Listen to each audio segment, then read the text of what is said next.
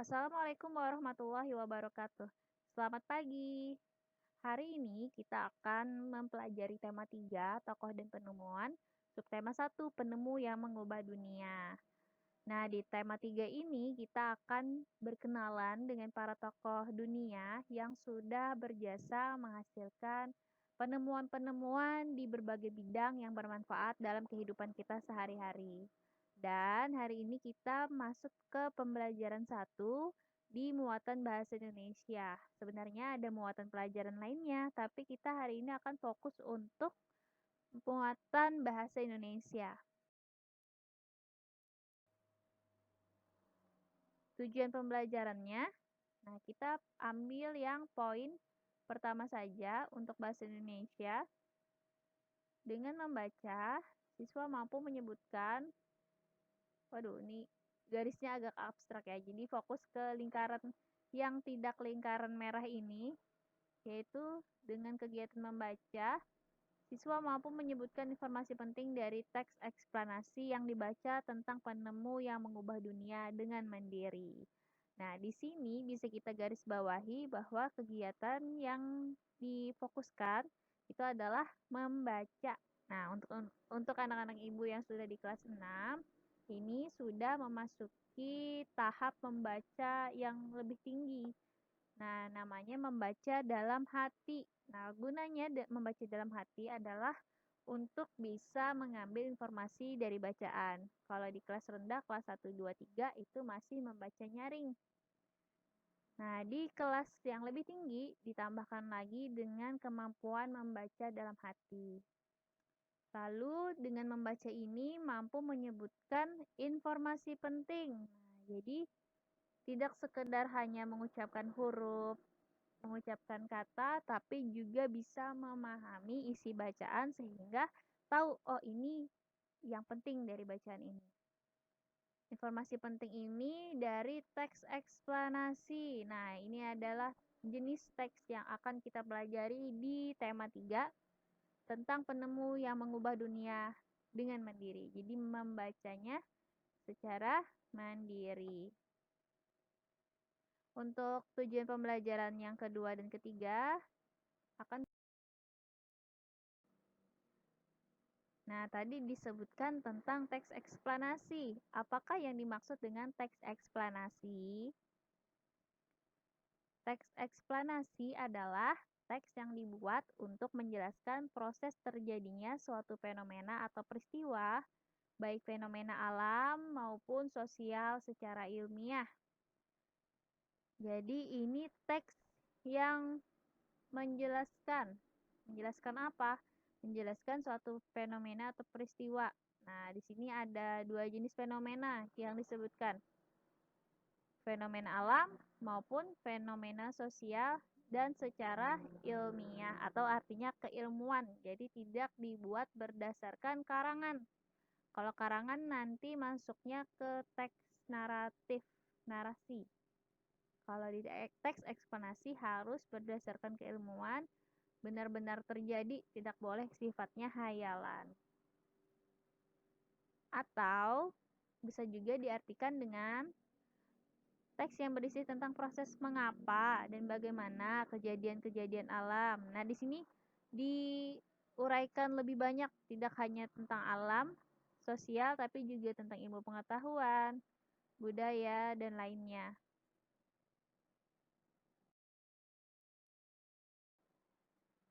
Nah, fenomena alam tadi, apa saja sih yang mencakup dari fenomena alam? Nah, peristiwa yang tidak diciptakan oleh manusia, meskipun dapat mempengaruhi kehidupan manusia. Contohnya, nih, manusia tidak menciptakan letusan gunung api, gunung berapi, tidak menciptakan kondisi cuaca, dan juga tidak menciptakan manusia. Artinya, fenomena-fenomena alam ini bisa terjadi secara alami tanpa campur tangan manusia. Walaupun memungkinkan juga ya, dengan campur tangan manusia, namun ini bisa terjadi secara alami. Nah, kalau di kondisi cuaca misalnya itu bisa dibuat dengan campur tangan manusia, misalnya pada saat kemarau ya. Jadi ada hujan buatan. Nah, untuk biasanya kalau misalnya ada kebakaran hutan dan di musim kemarau, biasanya diusahakan untuk menciptakan hujan buatan. Namun, meskipun bisa diciptakan, tapi bisa berjalan secara alami tanpa campur tangan manusia. Kemudian fenomena sosial. Nah, fenomena sosial inilah yang berhubungan dengan manusia, gejala atau peristiwa yang terjadi dan dapat diamati dalam kehidupan sosial. Nah, contohnya ini adalah kegiatan-kegiatan antar sesama manusia, misalnya aksi solidaritas, kemudian gotong royong, kepadatan penduduk, pelanggaran lalu lintas, kriminalitas, dan kegiatan mudik lebaran. Jadi bisa kita lihat fenomena sosial ini bisa sifatnya positif dan juga bisa sifatnya negatif, tergantung si manusia ini niatnya apa. Kalau misalnya mau baik, misalnya ingin melakukan perbuatan baik, maka bentuknya seperti aksi solidaritas, kemudian gotong royong. Tapi kalau misalnya bentuknya negatif, bisa ke pelanggaran lalu lintas, kriminalitas, dan lain sebagainya. Lalu, gimana ya caranya kita tahu bahwa sebuah teks itu disebut sebagai teks eksplanasi? Nah, kita harus mengenali ciri-ciri dan struktur teks eksplanasi. Struktur ini adalah bagian-bagian dalam teks eksplanasi. Apa saja ya? Ciri-cirinya yang pertama, memiliki struktur dari pernyataan umum, deretan penjelas, dan interpretasi. Nah, pernyataan umum ini dikenali dengan berisi pernyataan umum dan berisi gambaran awal tentang hal yang ingin dibahas dalam teks eksplanasi. Jadi pernyataan umum ini adalah penjelasan utamanya, penjelasan pertama gitu. Nanti baru diuraikan dalam paragraf-paragraf di bawahnya ke dalam deretan penjelas. Nah, yang bagian kedua. Jadi dari pernyataan umum diurai-uraikan ke dalam paragraf penjelas. Ini bisa lebih dari satu ya kalau deretan penjelas. Yaitu berisi inti penjelasan tentang hal yang ingin dibahas dalam teks eksplanasi. Jadi dia lebih rinci lagi, namun bisa dalam satu paragraf itu satu bagian dari beberapa bagian yang ada di pernyataan umum. Kemudian ada interpretasi. Nah, ini adalah pandangan atau kesimpulan tentang hal yang disampaikan dalam teks eksplanasi. Namun, di interpretasi ini sifatnya pilihan, boleh memuat bagian ini atau tidak. Kemudian yang kedua, cirinya dari teks eksplanasi adalah memuat informasi yang bersifat faktual, artinya harus berdasarkan fakta, harus berdasarkan kenyataan, sehingga dapat dibuktikan secara ilmiah. Secara keilmuan dia bisa dibuktikan gitu. Contoh teks eksplanasi bisa dilihat di LKS juga ya. Ini di teks rangkaian listrik. Nah, ini silahkan dibaca contoh teks eksplanasi dalam teks rangkaian listrik.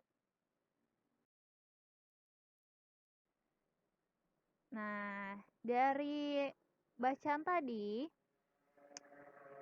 paragraf pertama itu disebut dengan pernyataan umum karena di paragraf pertama ini menjelaskan gambaran umum tentang rangkaian listrik.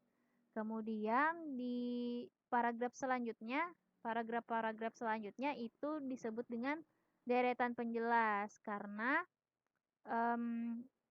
di paragraf kedua, ketiga, keempat, kelima, dan keenam itu berisi lebih rinci lagi menjelaskan apa yang terjadi di paragraf 1.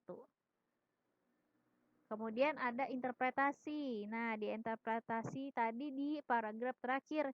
Pada paragraf tersebut dijelaskan kesimpulan mengenai banyak orang yang memilih mengkombinasikan kedua jenis rangkaian. Nah, itu adalah contoh teks eksplanasi, kemudian penjelasan tentang teks eksplanasi. Silahkan anak-anak ibu cermati teks yang ada di LKS, kemudian bisa juga diberikan garis-garis penting di garis gitu untuk menandai mana bagian teks yang dianggap penting. Sampai di sini dulu penjelasan dari Ibu. Terima kasih sudah menyimak sampai akhir. Ibu akhiri. Wassalamualaikum warahmatullahi wabarakatuh.